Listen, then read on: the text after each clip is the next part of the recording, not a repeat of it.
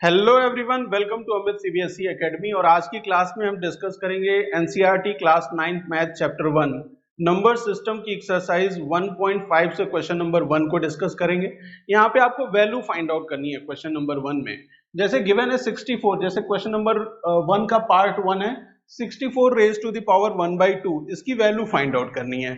और भी numbers given है जिनकी आपको वैल्यू फाइंड आउट करनी है, उस पर हम बाद में आते हैं। लेकिन सबसे पहले कॉन्सेप्ट समझ लेते हैं कि इस तरह के क्वेश्चंस अगर आपके पास आए कभी भी, कैसे भी पूछे जाएं, तो आप उसकी कैसे वैल्यू फाइंड आउट कर सकते हैं।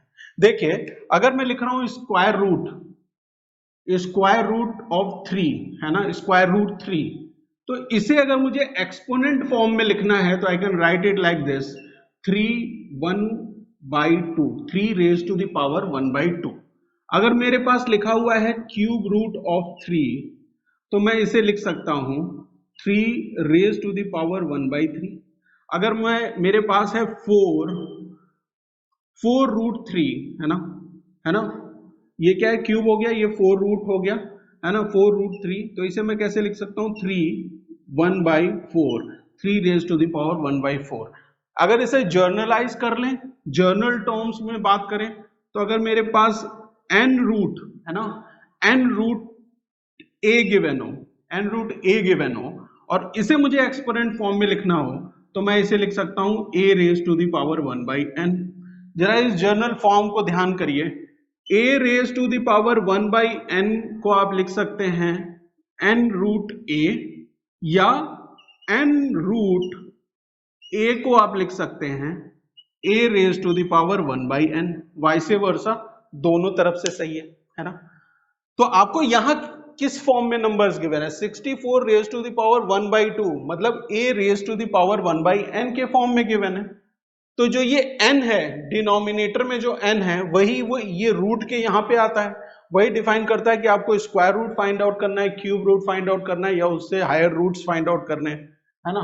तो यहाँ पे क्या है, यहाँ पे 1/2 है, मतलब ये स्क्वायर रूट ऑफ 64 है ना। 64 raised to the power 1/2 is nothing but square root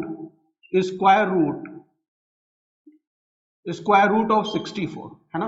अब square root of 64 find out करना आपके लिए बहुत ही इजी है या नहीं, जरा बताएं मुझे।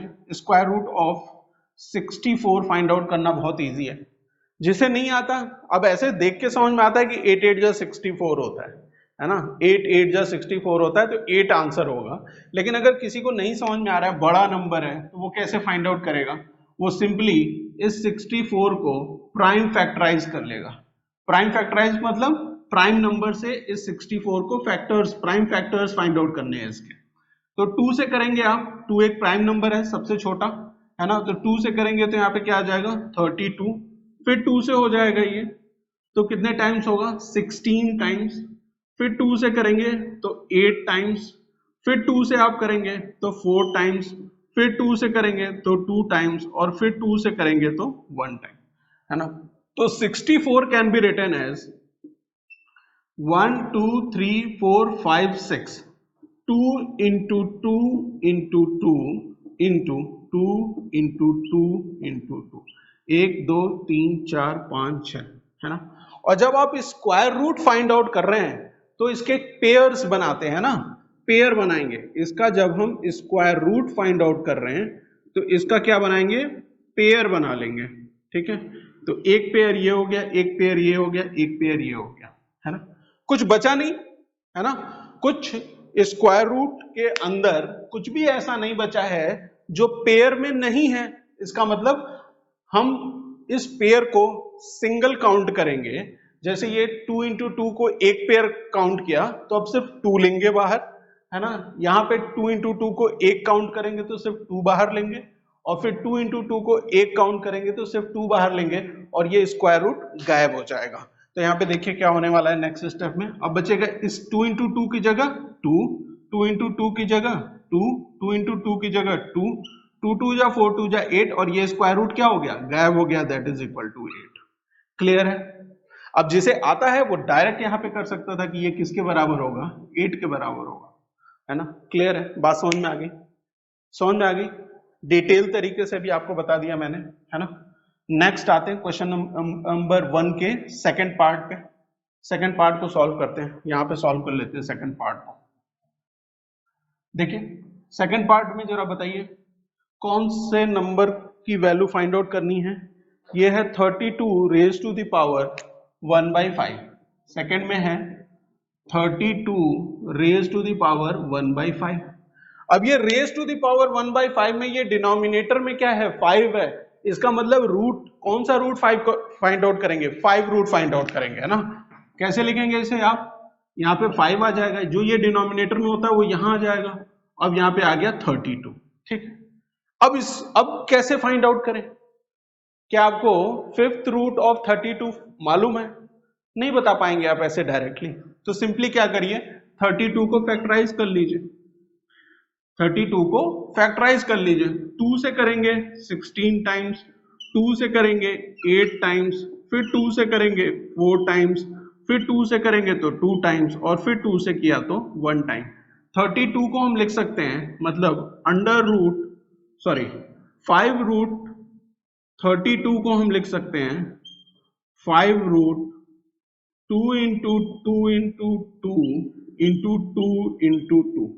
कितनी बार, 1 2 3 4 5, यहां भी 1 2 3 4 5। क्लियर है। अच्छा, जब यहाँ पे स्क्वायर रूट था, है ना, स्क्वायर रूट, तो हमने 2 का पेयर बनाया था। यहाँ पे 5 रूट है तो हम 5 का एक ग्रुप बनाएंगे। तो देखेंगे काउंट करेंगे 1 2 3 4 5, ये एक ग्रुप बन गया, है ना। तो अब क्या होगा, ये ग्रुप बन गया तो इसको हम काउंट करेंगे एज अ 2, है ना। जिसका ग्रुप बनाते हैं आप उसको ही काउंट करेंगे, ठीक है। तो ये क्या हो जाएगा 2 हो जाएगा, और जैसे आप 2 लिखेंगे तो ये रूट क्या, ये 5 रूट क्या होगा, गायब हो जाएगा। तो इस root 32 raise to the power 1/5 का मतलब क्या हो गया, इस तरीके से आप इसको रूट के फॉर्म में लिख सकते हैं, and that is equal to 2। ये किसके बराबर है, 2 के बराबर है। क्लियर है। थर्ड पार्ट में देखिए क्या है, 125 रेज टू द पावर 1/3, है ना। बहुत ही इंपॉर्टेंट है ये कॉन्सेप्ट, क्योंकि आगे चल के जब ये आप नहीं सीखे रहते हैं तो बहुत सी चीजें आपके लिए डिफिकल्ट हो जाती हैं, है ना। एज सच आपको हर बार ऐसा क्वेश्चन नहीं पूछा जाएगा, लेकिन ये क्वेश्चन के पार्ट में रहता है।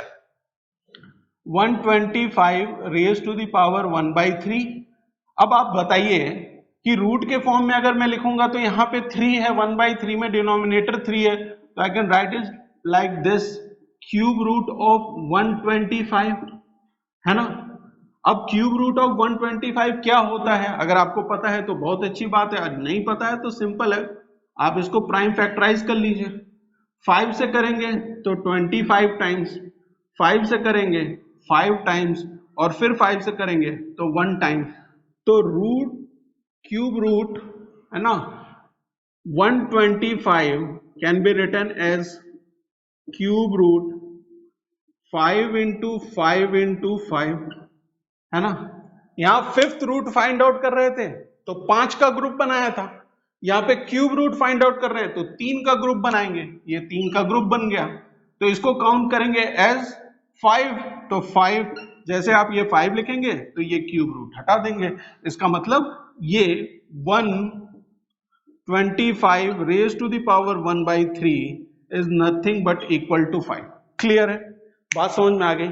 सिर्फ एक कॉन्सेप्ट ध्यान में रखना है, वो क्या है कि अगर हमारे पास है a raise to the power 1/n, तो this can be written as n root a, है ना, एंड वाइस वर्सा, है ना। इधर से समझे तो भी सही है, इधर से समझे तो भी सही है ना, दोनों तरफ से। a raise to the power 1/n is equal to this. जितना रूट होता है ना, जितना रूट होता है उतने ही नंबर की पेयरिंग या ग्रुपिंग करते हैं, है ना। स्क्वायर रूट होगा तो 2 का ग्रुप, क्यूब रूट होगा तो 3 का ग्रुप, है ना, 2 का पेयर बेसिकली। नहीं तो अभी कोई कहेगा कि सर पेयर बोलेंगे उसे, हाँ पेयर बेटा, 2 रहेगा, स्क्वायर रूट रहेगा तो पेयर बनाएंगे, अगर 3 क्यूब रूट रहेगा तो ग्रुप बना लीजिए 3 का, अगर 4 रूट है तो 4 का ग्रुप बना लीजिए, 5 रूट है तो 5 का ग्रुप बना लीजिए। अगर कोई चीज छूट जाती है ना तो वो रूट के अंदर ही रहती फिर, है ना। वैसा कोई केस नहीं है, अगर RS अग्रवाल या किसी रेफरेंस बुक में होगा तो उस केस में हम वहां पे उसको देख लेंगे। ठीक, बात समझ में आ गई। चलते हैं, मिलते हैं नेक्स्ट क्लास में जहाँ पे हम क्वेश्चन नंबर 2 को डिस्कस करेंगे। Thank you for watching.